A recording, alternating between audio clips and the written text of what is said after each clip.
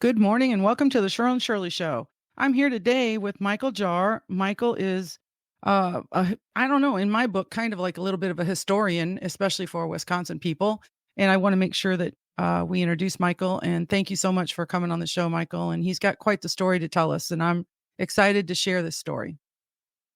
Well, thank you, Cheryl. Delighted to be on your program. Thanks for the invitation. Absolutely. Why don't you tell the people, the audience, a little bit about yourself and what your background is and why you're doing this story? Absolutely. I'll go back to kind of the beginning. I started off as a print journalist back when newspapers actually made money Mhm, a long mhm. time ago. And then I shifted over to public relations and communications. So I got a job on Capitol Hill. I worked as a press secretary for 10 years for a Republican member of Congress. From there, I returned to my home state of Michigan, where I worked for a free market public policy think tank called the Mackinac Center. Then I ended up coming out here to Wisconsin to help the Kern Family Foundation and Genesee Depot set up a communications department. After that, worked for the Badger Institute, another free market state-based public policy think tank, and worked there for 6 years as vice president for communications. Got a lot of background in communications, storytelling, video production, media, PR, all of that.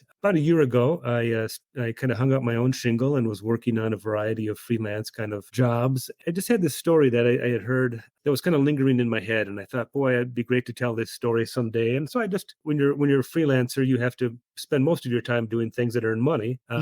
But when I had opportunities, I would kind of tell people about this particular story. Just over and over, people would say, "Oh my gosh, this is an amazing story. It's a Wisconsin story, and yet I've never heard this." So kind of felt like maybe there's something here. And in October, we got some funding from a very sweet couple in Waukesha that got us on the roads. Yeah, I don't know. Do you want me to go ahead and launch into the story itself? I think we should because you're the storyteller, and I can tell you that I met Michael last week. I listened to the story and I was amazed, and that's what started this off was, wow, this story needs to be told. So yes, why don't you just go right into the story? All right. So the documentary that we're working on is called Liberty at Stake, and it's the story of a man named Joshua Glover. Joshua was a black man living in Racine, Wisconsin, in 1854. He had a job working at the sawmill there. He had a little cabin, and for all intents and purposes, life was fairly good until March of 1854, about 170 years ago this month. A white man walked into the courthouse in Milwaukee and said, "This Joshua Glover guy is a criminal and needs to be arrested." A posse was set up with some federal marshals and others. They went down to Racine on a very cold March evening. They knocked on Glover's door. When the door was opened, the posse rushed in. Of course, Glover was, shocked and tried to defend himself from these, people rushing into his home. And he was beaten as a result, bloodied, thrown into a wagon and carted off with no coat into up through the woods to Wow. Milwaukee, a good 3 hours or more back in the day. And there was thrown into the jail in the courthouse. So the story could have ended there, but the word got out that about Glover's arrest and about his crime, and an angry mob began to gather outside the courthouse the next day. And the mob grew and grew to about 5,000 people, and they demanded Wow. that Glover be turned over to them, over to the mob. Officials would not release him. So this was all taking place at what was known at the time as Courthouse Square. It's now known as Cathedral Square, and the cathedral was being built in 1854. So the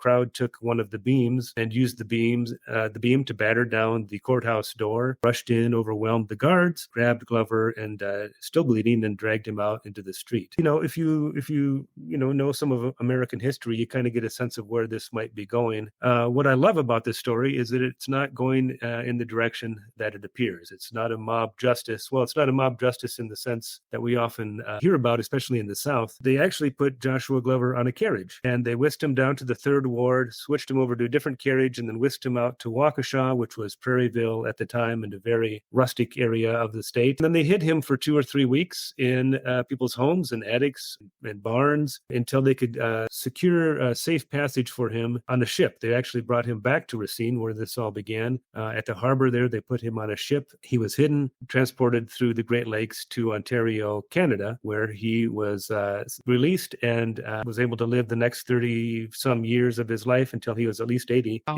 in complete freedom. So basically, 5,000 people from Racine, from Milwaukee, from Waukesha determined that when they heard that a man was going to be returned to slavery, they said, no way is that going to happen. This man needs at least the basic rights that any of us would get: a writ of habeas corpus, a trial by a jury of peers. The local officials would not accommodate that request. The Fugitive Slave Act of 1850 required that slaves not only be returned to their slave owners, but that people of the state participate, if asked to, in that return. So, whether it's local sheriffs or other agents or whomever it might be, the Federal Fugitive Slave Act said the people in the northern states, if they come across a fugitive slave and that individual needs to be returned, you need to participate in that. Well, the people of Wisconsin said, no, we're not going to do that, and we're going to make sure that he does not go back to a lifetime of involuntary servitude. They literally put their own welfare on the line.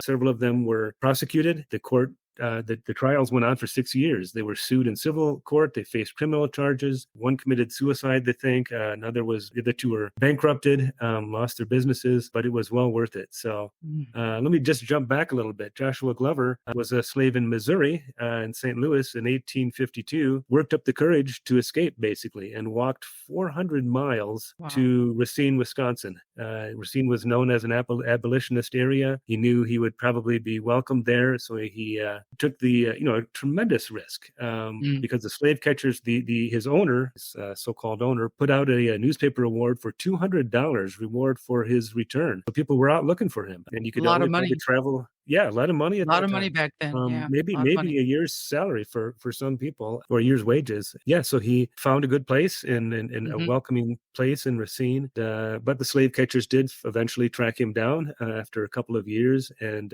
his slave owner went to Milwaukee, said, "I need this guy back." That's when things began. So the people in Racine, I think, got word first of Glover's arrest, and the biggest turnout ever in the square down in Racine. It used to be Haymarket Square. I think it's now Monument Square, took place, and they were outraged. They were livid that he had been taken from their community after a huge crowd amassed there, and they gave speeches and they made demands. About 100 people assembled as sort of a reverse posse, got on a boat, and were sent up to Milwaukee in an effort to get him back. And the sheriff of Racine was so bold that he was actually planning to arrest both the federal marshal and the slave owner for kidnapping.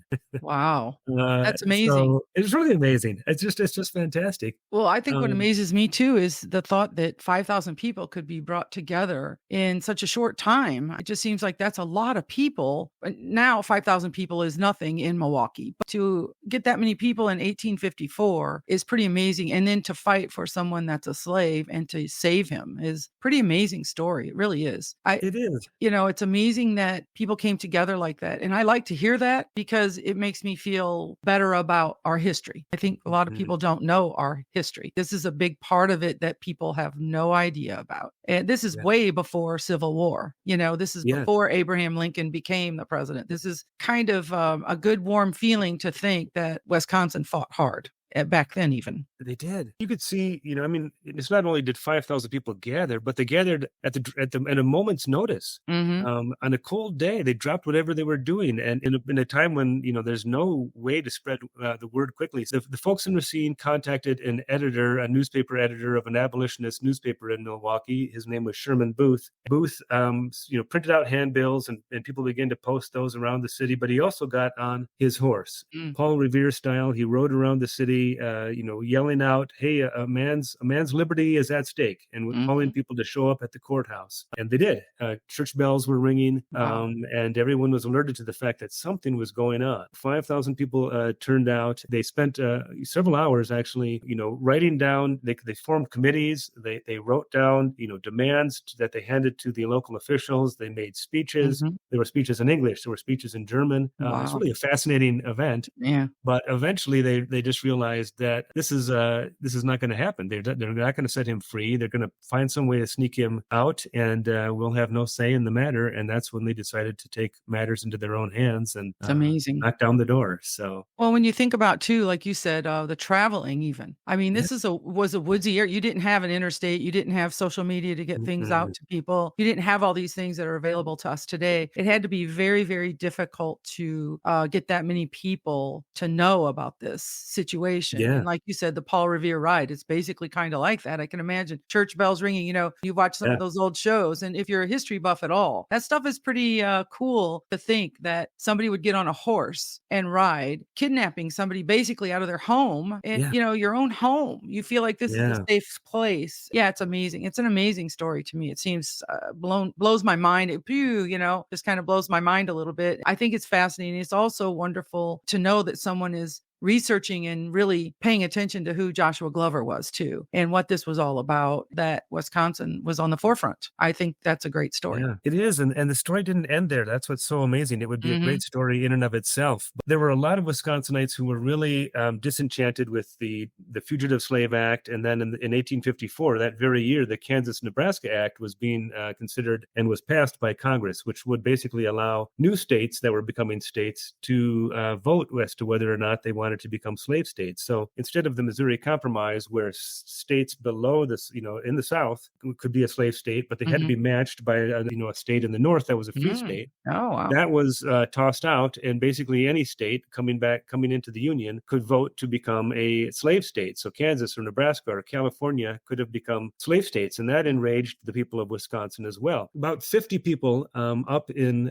Ripon, Wisconsin, 9 days after this rescue took place, 53 people, I think it was, gathered at the Little White Schoolhouse in Ripon, which is now a very famous landmark. They were Democrats. They were Northern Democrats. They were Whig Party members. They were Free Soil Party members. They went in there and they said, we need a new political party. Democrats are basically beholden to the slave interests. The Whigs are basically fading out. The Free Soil Party is small. There's a Liberty Party as well, very small and ineffectual. We need to have a new party. And basically the only thing that really unified them was their opposition to slavery and their commitment to liberty. They were divided on a whole range of other issues, but they felt so strongly and passionately about the need to rein in the expansion of slavery and put an end to it in a country that recognized and was founded on the fact that all men are created equal and they have inalienable rights, which include a right to liberty. The Wisconsinites really believed that and really felt that needed to apply to all people. Alvin Beauvais,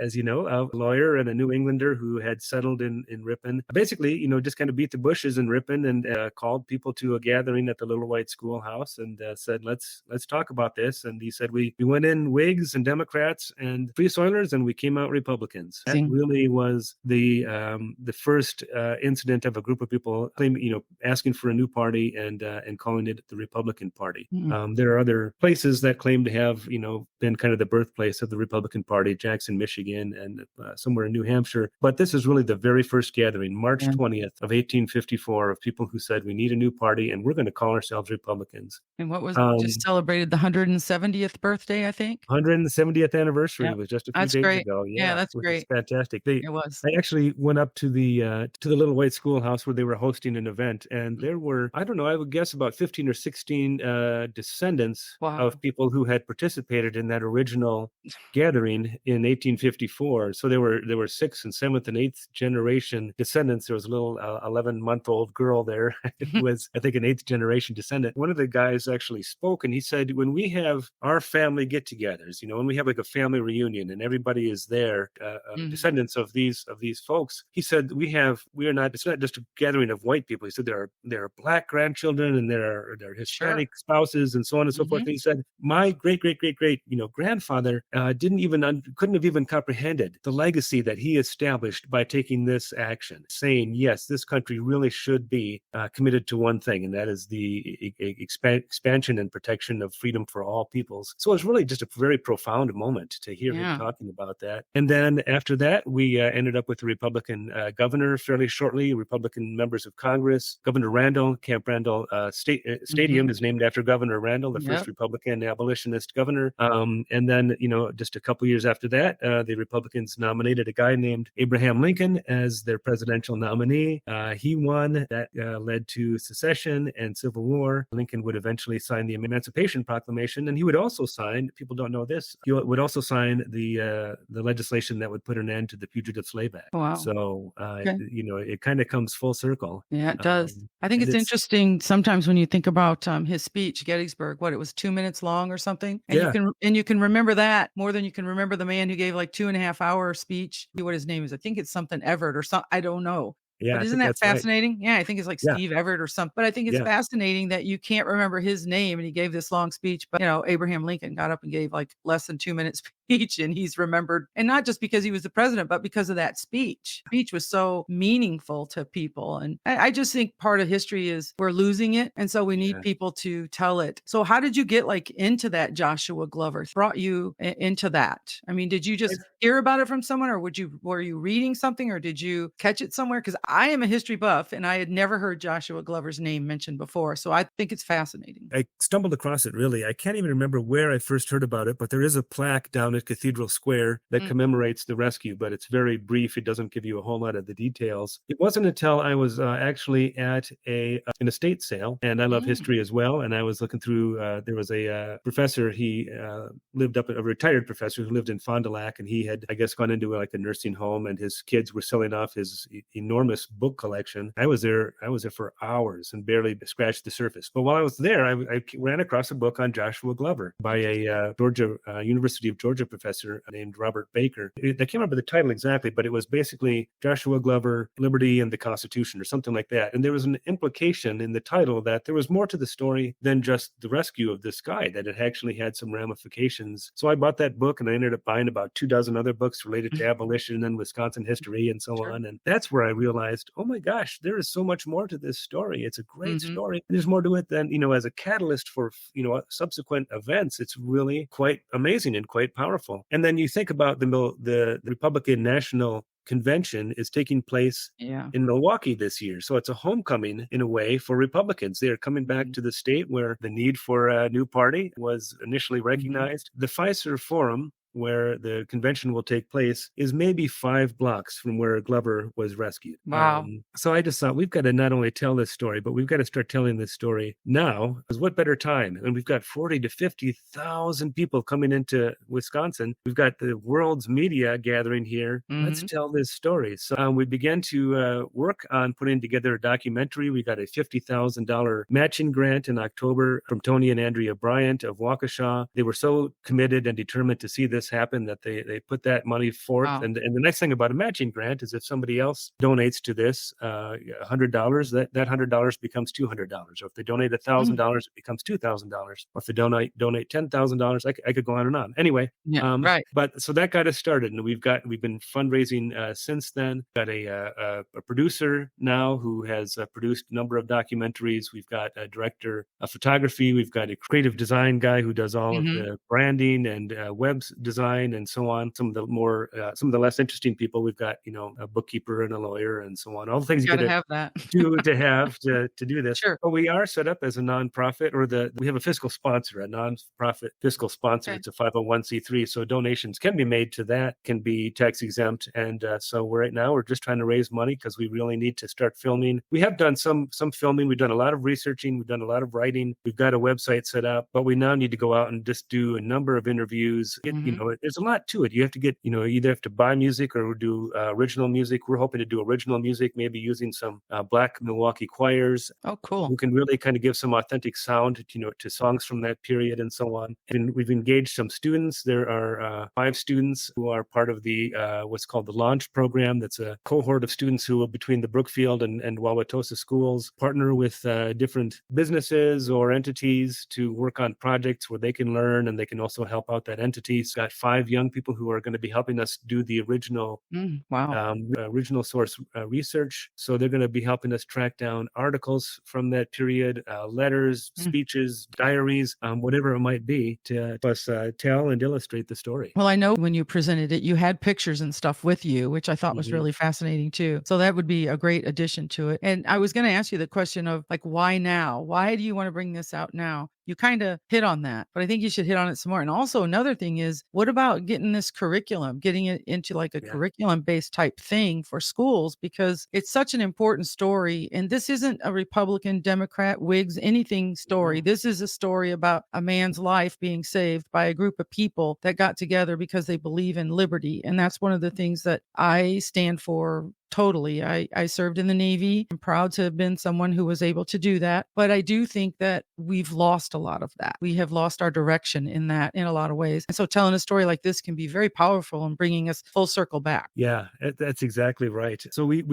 can have two steps to this process. We hope to have a 5 to 10 minute trailer that can be shown. We're hoping during the RNC itself. Awesome. So we're talking to the host committee. We're working with the state party and so on. So we want to have that done by the end of June, so it can be shown by mid-July at the convention itself. If everything falls into place. If not, we'll show it. We'll still show it at that time, but we may have to rent a room within Fiserv Forum or rent a theater or something. But we want to use that opportunity to do that. The full documentary, which I envision being about an hour to an hour and a half, probably be done in sometime in early 2025. That we will then, try to get that on all of the streaming services, the Netflix and the Primes. We'll shop it to PBS and the History Channel. We'll work with partners like 1776 Unites and PragerU to try to get it to young people or whomever. I mean, it doesn't. Again, this is like you say, it's not a partisan thing. It's just the kind of story that we need to tell, especially when the narrative is so negative and so critical of America.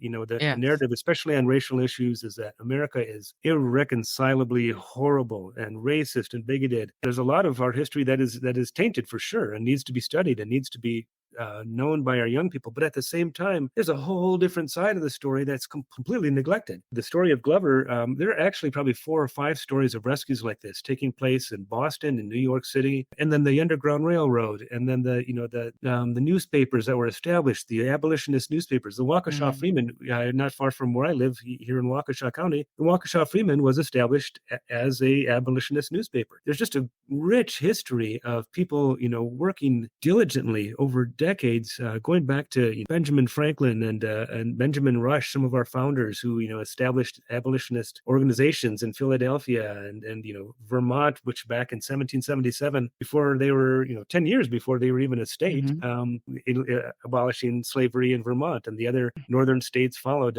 very closely on their heels. So there's a rich legacy that really kind of balances out the narrative, and I just think we need to tell the good stories as well as the bad. Yes, we do.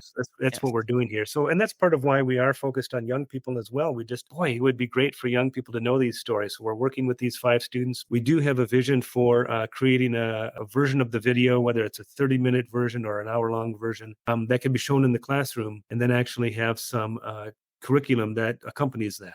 So I just was talking to someone a couple of weeks ago who was a history teacher and had designed curriculum, who said that she might be willing to come on board and help us with that. So it'd be great to get this throughout Wisconsin schools, maybe nationally, but it certainly makes sense to have this in Wisconsin schools. We're also talking about, having maybe high school essay and art contests surrounding the Joshua Glover story. Great idea. Encouraging students to write essays in their English or history classes, or the artists to produce some form of art, whether it's a painting or their own little mini video or whatever it might be. And then actually having some professors, from UWM or Marquette or Concordia, actually judge them and actually have, whether we could find maybe somebody who would be willing to put up a scholarship or whatever it might be. But we really want to engage young people in this as much as we can. I think that's fantastic. The part of the story of the 5,000 people that gathered. And like you said, some of them were sued and put in jail and paid a serious price for standing up for liberty. I think that's a story that should be told too, that should be emphasized, and I'm sure it will be in your documentary. Some of these people, like you said, maybe somebody might have committed suicide. I mean, how horrible. You lose your business, you lose your home, you lose everything. It's all for a good purpose, but yet this is what happens in today's world too. We see this. We're witnessing this happening to people, losing their existence basically because they attended a protest or something. And I think Or that's took a really, stand. Yeah. yes, they took a Yeah. stand. Took a Exactly. They principled spoke stand. out. They Right. spoke out. And Hmm. sometimes that happens. You have a target on you. And I Yeah. just think that's so, that it's amazing that it's still going on now in 2024, something that was going on in 1852, 1854. It's amazing. Yeah. Yeah. Well, and the court cases were really drew a lot of national attention as well. And there was real anger in the South, not only over the formation of this new party, but also of this pattern of the Underground Railroads and the rescues of fugitive slaves. These court cases that dragged out. That there's a lot of anger in the South that Northern people wouldn't just obey the law and return their property to them. They really saw that, and so this whole court case that went on, dragged on for 6 years, continued to kind of rip the fabric between North and South. It was a very high visibility case, and it went back and forth between state courts and federal courts, and ultimately the U.S. Supreme Court, or the Wisconsin State Supreme Court, eventually ruled that the Fugitive Slave Act was unconstitutional and basically nullified the federal law and released the rescuers. Which again, it just you don't hear about this sort of thing. What an unbelievably courageous and constitutional stand to say, "I'm sorry, feds, but you got it wrong. This is a violation of the Constitution, and the people it's the people ultimately who make these decisions." Now, the U.S. Supreme Court obviously didn't see it that way. They overruled the state Supreme Court, and it was actually the Taney Court, who also issued the infamous Dred Scott decision. But ultimately, President Buchanan did effectively pardoned the rescuers, and so they were able to finally go free, even though they lost pretty much everything. And hopefully they stayed in Wisconsin and rebuilt their lives instead of leaving. Yes, well, you fight hard like that. You want to just stay put. I mean, I know in my past doing things for Wisconsin or for the party or for whatever, and anyone, for any person standing up for anyone who's the underdog. I've always been kind of that person that doesn't mind. It doesn't matter. I would have probably been one of those 5,000 people if they would have allowed women to go. Not sure if they did back then, but I would have been one of those 5,000 people there saying, this is wrong. And we have to save this person, this man. Anyone should have the liberty. We should have that behind us where we don't have to worry about that anymore. And I think in this day and age, we're really seeing that liberty is something that many people don't even understand what it is. And that's part of my passion too, is to make sure that I get these kind of information out to people that they will understand. So I think everything you're doing, Michael, is fantastic. And I think you definitely have your stuff in row and you know what you're doing. And I want to make sure that you tell people where they can help, how they can help, donation, if you have a website or something, or if you have Facebook page, whatever, anything that you can give information on. We would be happy to spread that out there and get that information out to everyone. Yeah, we have two sites. Our main site is lasfilm.com. So Liberty at Stake, lasfilm.com. The name of the documentary is Liberty at Stake, the Joshua Glover story. And then we have a donation page you can get to through our website. But if you want to go directly to it, it's at a site called givebutter.com. So it's givebutter.com/Liberty at Stake. Okay. Again, Liberty at Stake is the phrase that Sherman Booth used when he was riding around Milwaukee, alerting people that a man's liberty was at stake. So that's actually where that came from that. That's very cool. I like that. That's good. Yeah. That's nice. So if you want to learn more about this project, or if you would like to make a donation, please do visit our website, lasfilm.com, or givebutter.com/Liberty at Stake. We really do need to raise funds pretty rapidly at this point. We've got a lot of people who have been giving money, but we really need to ramp up our team and some of our equipment, and getting out into the field to interview people in Racine, in Milwaukee, in Ripon, and Madison. Probably also we would eventually like to get to Toronto to talk to people who about Glover's the remainder of his life there. We want to go to St. Louis and talk to historians. So we're going to focus. It's going to be a very scholarly piece. It's not going to be, like you said, it's not going to be partisan in any way, shape, or form. We're going to talk to authors and experts and scholars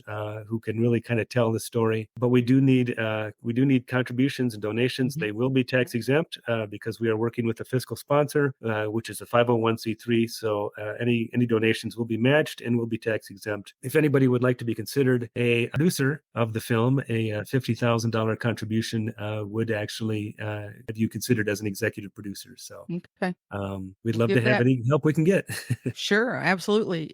Give the website again for donation, or give your website and then it can Yeah. take you to donation. It's lasfilm.com. lasfilm.com. Okay. Again, Liberty at Stake. And then the other site is givebutter.com /Liberty at Stake. Okay. Well, hey, Michael Jar, thank you so much for being with me today. I really appreciate the story. I will definitely be sending something because I do believe in what you're doing. And I think it's really tough. In this day and age, people need to pay attention to what's going on. And this is a story that touched me beyond what I would have thought, truthfully. It really did. It touched me where I was like, wow, I got to get a hold of this guy and figure out how I can get him on a podcast interview and get this information out to as many people as we possibly can. I think this is a story that needs to be told. And I think you've done a fantastic job of what you're doing so far. And I look very forward to hopefully seeing it at National, because I hope I'm going to be there. So Cool. We'll see. I really appreciate your time too, because I know you're very busy. And I just wanted to make sure I said, thank you so much. Your time is very valuable and I appreciate it. I just think that what you're doing is a wonderful, wonderful project for the state of Wisconsin, for Glover, any descendants there are. And I mean, I don't know if you've been in contact with anyone in the family or anything, but it's fascinating. And I think it's a wonderful story. Joshua Glover, who was saved by a group of people in Milwaukee, Wisconsin, and sent on to Canada and lived the rest of his life in freedom, which I am grateful for. Absolutely. Michael Jar, thank you very much.